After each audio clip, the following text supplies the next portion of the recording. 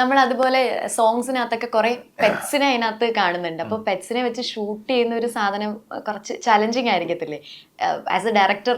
ഞങ്ങൾ ആ സോങ്ങിനാണ് കൂടുതൽ പെറ്റ്സിനെ വേണ്ടി വന്നിട്ടുള്ളത്. അല്ലാത്ത സമയത്ത് ഞങ്ങൾക്ക് വളരെ കുറച്ച് എന്താ പറയാ പെറ്റ്സിനെയാണ് വേണ്ടതുള്ളൂ. ഒരു ഷിറ്റ്സു, ഒരു കെവിൻ എന്ന് പറഞ്ഞൊരു പട്ടിക്കുട്ടി, അങ്ങനെയൊക്കെ കുറച്ച് പെറ്റ്സുള്ളൂ. സോങ്ങിലാണ് ആക്ച്വലി പെറ്റ്സ് കൂടുതലായിട്ട് വന്നിട്ടുണ്ടായിരുന്നു അല്ലേ? ഓക്കെ. സോ ചേട്ടാ, നമ്മൾ ഈ സിനിമയെ കുറിച്ച് സംസാരിച്ചുകൊണ്ടിരിക്കുകയാണ് എങ്കിലും ഒരു കാര്യം മെൻഷൻ ചെയ്യാതെ പറ്റില്ല. പടക്കളം സിനിമ ഭയങ്കര അടിപൊളി സിനിമയായിരുന്നു.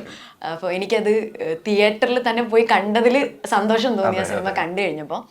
സോ ചേട്ടാ, നമ്മളിങ്ങനെ സ്വാപ്പ് ചെയ്യുന്ന ക്യാരക്ടറാണല്ലോ അതിനകത്ത് ചെയ്യുന്നത്.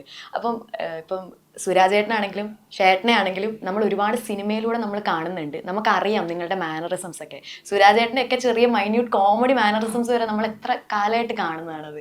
അപ്പം നമ്മൾ സ്വാപ്പ് ചെയ്തിട്ട് ആ ക്യാരക്ടറിലേക്ക് എത്തി അത് ആൾക്കാരിലേക്ക് ഫലിപ്പിച്ച് വരിക എന്ന് പറയുന്നത് കുറച്ച് പാടുള്ള സാധനമാണ്. അപ്പം നമുക്കതൊരു പാർട്ട് ഓഫ് ആക്ടിങ് ലേണിംഗ് കൂടെ. അപ്പം ചേട്ടൻ്റെ ഒരു കട്ട് റീൽ ഭയങ്കര അടിപൊളിയായിട്ട് ഇങ്ങനെ യൂട്യൂബിലൊക്കെ ഓടുന്നുണ്ട്. അതായത് ആ ക്ലാസ് റൂം സീൻ ഉണ്ടല്ലോ, അതായത് ചേട്ടൻ ഇങ്ങനെ സുരാജേട്ടൻ്റെ ഒരു ഫേസ് എക്സ്പ്രഷൻ ഇട്ട് നോക്കുന്ന ഒരു സീനുണ്ട്.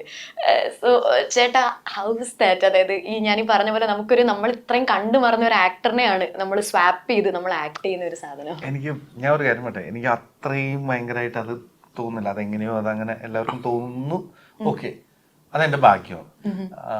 അതല്ലാതെ ഞാൻ പറയുന്നത് അതങ്ങനെ ചെയ്തുകൊണ്ടിരിക്കുമ്പോൾ എനിക്ക് ആ ഷാജി എന്ന് പറയുന്ന ക്യാരക്ടറിനെ ഇത് ചെയ്യണം. അപ്പോൾ ഞാൻ ശരിക്കും സുരാജേട്ടൻ ആ സീൻ ചെയ്തുകൊണ്ടിരിക്കുമ്പോൾ, അപ്പോൾ സുരാജേട്ടൻ അല്ലാത്ത സീനുകളിൽ കുറച്ചൊരു ഇച്ചിരി സീരിയസ് ആയിട്ട് തന്നെ നിൽക്കുന്നത്.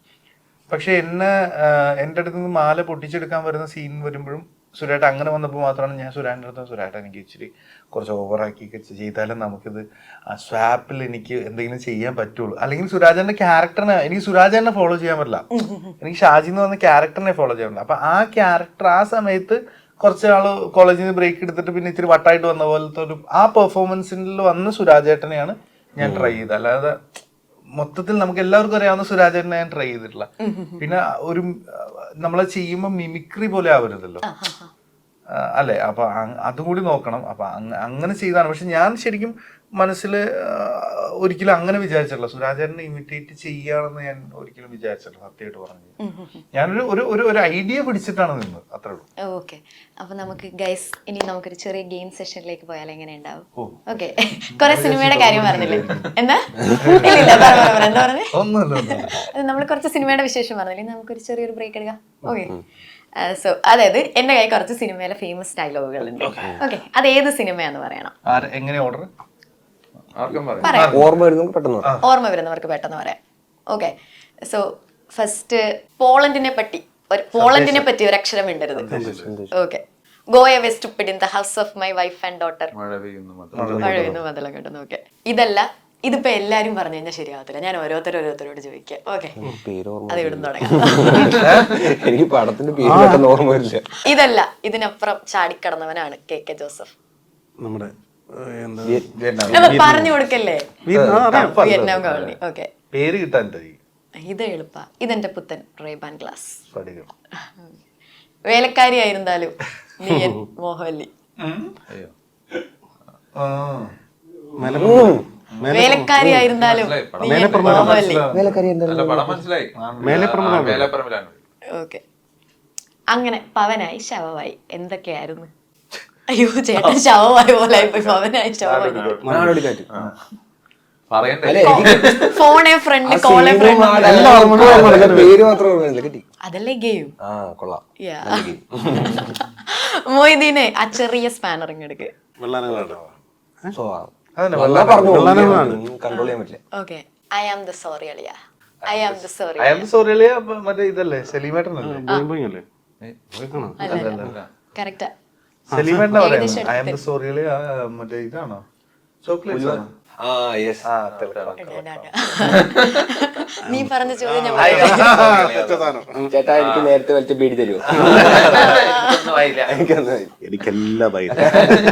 നേര തിരുമേനി തിരുപ്പതിയായി. നേര തിരുമേനി ഈ പച്ചൻ പള്ളിക്കൂടത്തിൽ പോയിട്ടില്ല.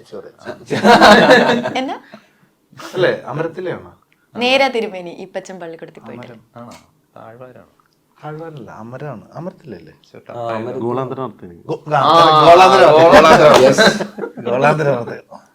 എനിക്കിനി തെറ്റിയതാണോ? അല്ലല്ല, ചെക്ക് ചെയ്ത് നേരെ തിരുമേനി ഈപ്പച്ചൻ പള്ളിക്കൂടത്തിൽ പോയിട്ടില്ല, ലേലം.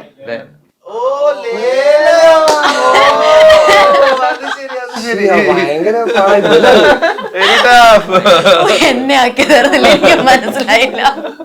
ഞാൻ വിചാരിച്ചു നിങ്ങൾക്ക് ശരിക്കും ചേട്ടൻ ഇത്ര കോൺഫിഡന്റ് ആയിട്ട് പറഞ്ഞപ്പോ ഞാൻ വിചാരിച്ചു ഞാൻ ഇന്ന് ചെയ്തെടുത്തോണ്ട് വന്ന് തെറ്റിപ്പോയത് ഞാൻ ഓർത്തു. ഓക്കെ, അടുത്തത് ഭയങ്കര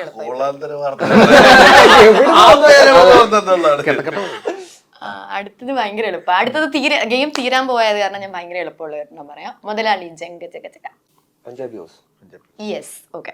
സോ നമ്മൾ ഇൻസ്റ്റഗ്രാമിൽ ഒരു നിങ്ങൾ പെറ്റ് ഡിറ്റക്റ്റീവിന്റെ പ്രൊമോഷന്റെ ഭാഗമായിട്ട് ചെയ്ത ഒരു റീൽ ഭയങ്കര വൈറലായിരുന്നു. അതായത് ചേട്ടൻ ഇരുന്നിട്ട് വിനയ് ഫോർട്ട് ആ സംഭവം പറയുന്നത്. അപ്പൊ നിങ്ങളോട് ചോദിക്കാന്ന് വെച്ചാൽ, നിങ്ങളോട് രണ്ടുപേരോടും ഷറഫുദ്ദീൻ ഒരു വിനയ് ഫോർട്ട് എന്ന് ചോദിച്ചാൽ എന്താ പറയുന്നതെന്ന് വേണ്ട, ഈ രണ്ട് ആക്ടേഴ്സിലും നിങ്ങൾക്ക് ഇൻസ്പയറിംഗ് ആയിട്ട് തോന്നിയ ഒരു ഫാക്ടർ എന്താ?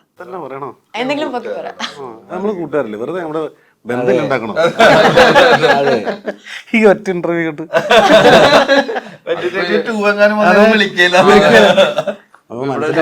അടുത്തൊരു വിനയുടെ പറഞ്ഞോളൂ, സിറാജിന് എന്തോ പറയാനുണ്ട്.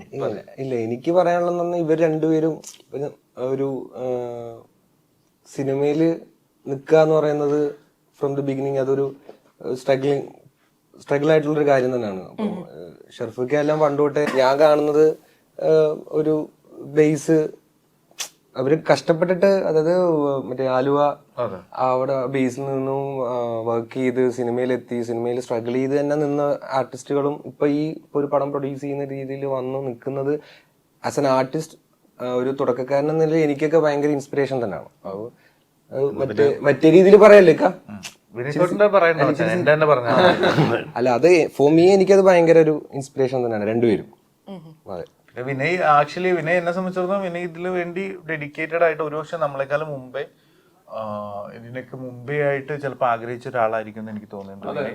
വിനയ് അതിനു വേണ്ടി ചെയ്യുന്ന ഹാർഡ് വർക്ക് എപ്പോഴും ശ്രദ്ധിക്കാറുണ്ട് ഞാൻ. വിനയ് ഇത് പോയി എന്താ പറയാ പഠിച്ച ആളാണ്. നമ്മളുടെ ഈ ജനറേഷനിൽ അങ്ങനെ ഫിലിം സ്കൂളിൽ പോയി പഠിച്ച ഒരാളാണ്. സിനിമ അത്ര ഇൻവോൾവ് ആയി നിന്ന് വർക്ക് ചെയ്ത് ഹാർഡ് വർക്ക് അയാൾ ട്രൈ ചെയ്യുന്ന സിനിമകളൊക്കെ ഭയങ്കര രസമുള്ളതാണ്. പെരുമാനിയാണെങ്കിൽ ആട്ടമാണെങ്കിൽ സംശയമാണെങ്കിലും എല്ലാം അങ്ങനെ ട്രൈ ചെയ്യുന്നത്. ഞാൻ സംശയം എൻ്റെ അടുത്ത് വന്നപ്പോൾ ഞാൻ രാജേഷിനോട് പറഞ്ഞു എനിക്ക് ആ ക്യാരക്ടർ വിനയ് ഫോർട്ട്. ഞാൻ പറഞ്ഞു വിനയ് ഫോർട്ടിനോട് ഞാൻ പറയാം എനിക്ക് കഴിഞ്ഞാൽ അങ്ങനെ വിളിച്ച് പറയാം. അപ്പൊ ചിലപ്പോ എടോ എന്ത് പരിപാടിയാടോ താൻ എൻ്റെ അടുത്ത് ക്യാരക്ടർ ചോദിക്കുന്നത് എന്നൊക്കെ ചിലപ്പോ പറയുമായിരിക്കും. പക്ഷെ എന്താ പറയാ, അയാള് ട്രൈ ചെയ്യുന്ന സിനിമകളും ഭയങ്കര രസമുള്ളതാണ്. ഈ സംശയം, ആട്ടം, പെരുമാനി. അപ്പൊ ഈ അടുത്ത് വന്ന പല സിനിമകളിലും എനിക്ക് അയാളെ ഭയങ്കര ഇഷ്ടമായിട്ടുണ്ട്. എനിക്ക് തോന്നിയത് ഇവര് രണ്ടുപേരുടെയും ആഗ്രഹം മാത്രമല്ല, വന്ന കാലം മുതൽ എനിക്ക് ഷർഫിനെ അറിയാം, ആഗ്രഹത്തിനൊപ്പം അതിന് വേണ്ടിയിട്ട് പണിയെടുക്കുകയും ചെയ്യുന്നുണ്ട്.